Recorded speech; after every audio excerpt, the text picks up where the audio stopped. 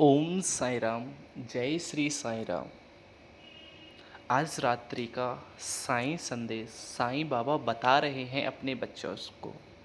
उससे पहले मैं बताना चाहता हूँ, अगर आपने अभी तक हमारे चैनल को लाइक शेयर और सब्सक्राइब नहीं किया है तो दोस्तों हमारे चैनल को हर रोज़ के साईं संदेश पाने के लिए सब्सक्राइब ज़रूर करें। धन्यवाद। बाबा बता रहे हैं, मेरे बच्चे, तुमने जिसके साथ भी अच्छा किया है, जिसके साथ तुमने भला किया है, तुमने अपने आप का त्याग करके दूसरे को खुशियाँ दी हैं, दूसरे को कभी कोई भी तकलीफ़ नहीं पहुंचाई है, उसके दुख को अपना समझा है और अपनी खुशियों को उसके नाम पर कुर्बान किया है। तुमने तुमने अपना कर्म किया है मेरे बच्चे, वो समझे या ना समझे।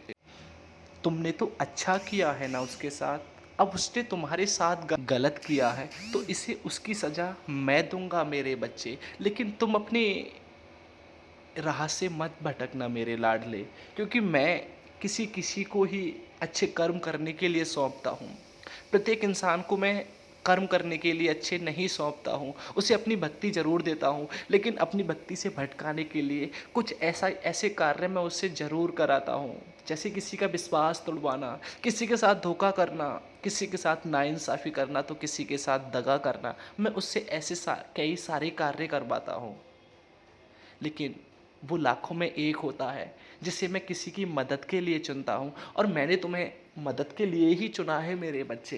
तुमने अपना कर्म करते रहो तुम, और वो तुम्हारे साथ अपना कर्म कर रहा है। वो अधर्म कर रहा है तुम्हारे साथ, तुम धर्म कर रहे हो उसके साथ।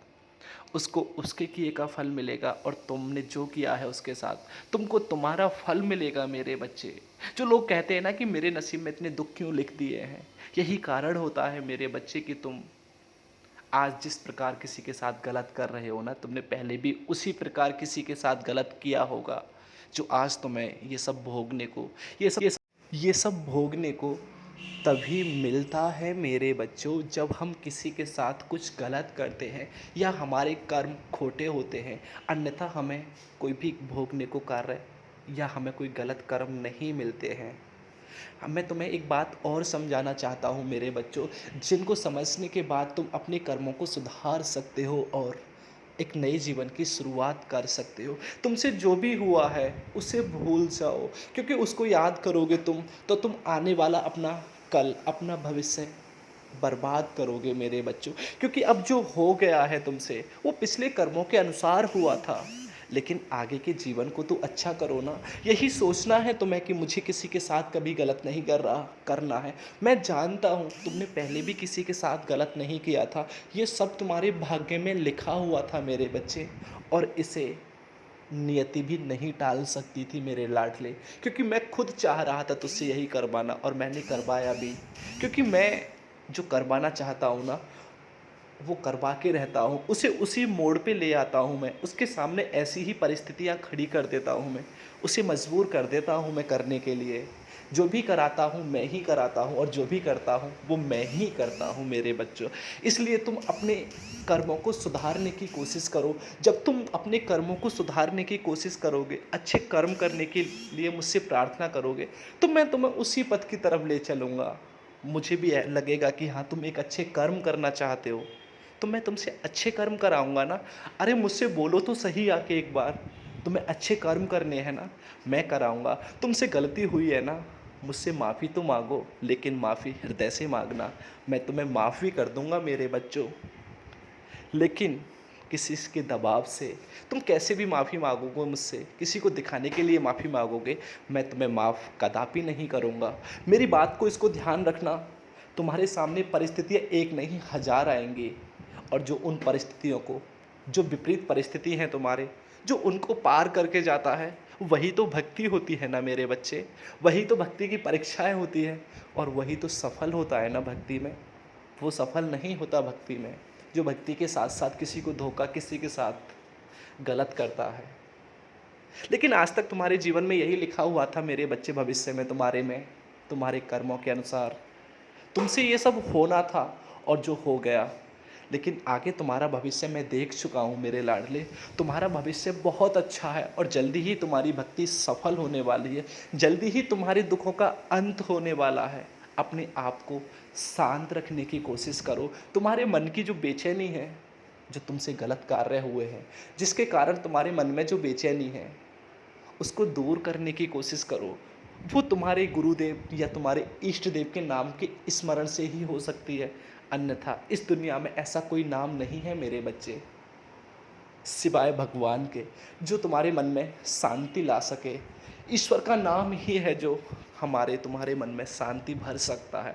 इसलिए उनके नाम का दिन प्रतिदिन स्मरण करो, तुम्हारे मन में शांति अवश्य आएगी। तुम्हें अपने कर्मों को हर पल सुधारते रहना चाहिए मेरे बच्चे। तुम किसी के साथ अच्छा कर रहे हो, यही कारण होता है मेरे बच्चे, जब तुम्हें दुख और सुख मिलते हैं। इसलिए अपने कर्मों को जितना हो सके उतना सुधारने की कोशिश करो। किसी के कहने से, किसी के ना कहने से अपने कर्मों को अपवित्र मत करो मेरे बच्चों। क्योंकि कर्म जब इंसान करता है ना, तो वो अपना भाग्य लिख रहा होता है उस समय। कर्मों से ही तो हमारा भाग्य हम खुद लिखते हैं। हमारा भाग्य हमारे सिवा कोई और नहीं लिख सकता है मेरे बच्चे। क्योंकि हम जैसे कर्म करेंगे वैसा ही हमारा भाग्य लिखकर तैयार हो जाएगा। इसलिए अपना भाग्य अच्छा लिखो, जो तुम्हारे भविष्य को सुधार सके, तुम्हारे भविष्य की चुनौतियों को स्वीकार कर सके, अपने आप को मजबूत बना सके, तुम्हें मजबूत बना सके। इतना तो कर सकते हो ना मेरे बच्चों। मुसीबतों का क्या है, आज है कल नहीं, कल है परसों नहीं, आती जाती रहती हैं ये तो। लेकिन मुसीबतों से कभी डरना मत मेरे बच्चों। अरे मुसीबतों का सामना करने वाला ही तो इंसान होता है ना। मुसीबतें किसके सामने नहीं आती। क्या तुमने अपने सामने वाले को कभी देखा है, झांक कर देखा है उसके सामने कितनी मुसीबतें हैं।